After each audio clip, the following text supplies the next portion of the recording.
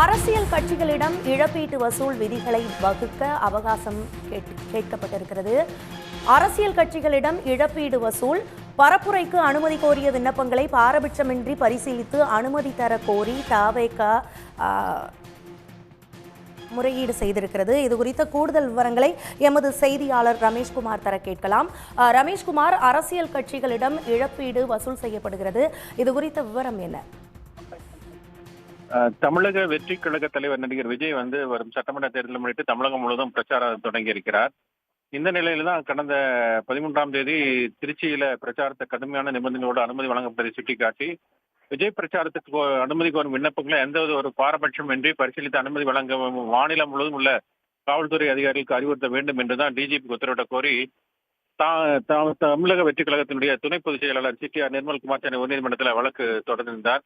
இந்த வழக்கு கடந்த முறை விசாரணைக்கு வந்த போதே நீதிபதி என் சதீஷ்குமார் கடுமையான அதிருப்தியை தெரிவித்திருந்தார். இது போன்ற நிபந்தனைகள் அனைத்து கட்சிகளுக்கும் விதிக்கப்படுவதானே என்ற கேள்வியை எழுப்பினார்.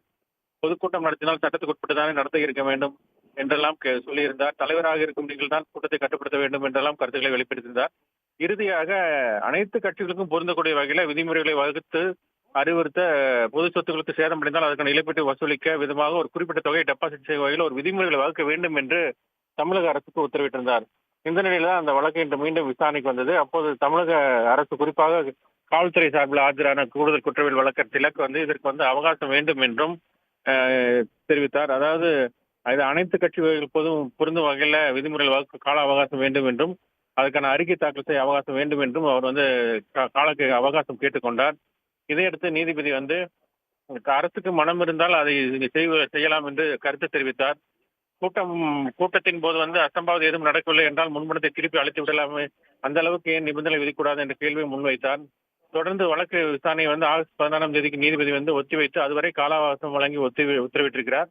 இந்த வழக்கின் போது குறிப்பாக டிஜிபி அறிக்கை தாக்கல் செய்யாமல் இருந்து டிஜிபி சார்பில் ஒரு எஸ்பி அளவுல அதிகாரி அறிக்கை தாக்கல் செய்ததற்கு நீதிபதி தனது அதிருப்தியும் வெளிப்படுத்தினார். விவரங்களுக்கு நன்றி ரமேஷ்குமார்.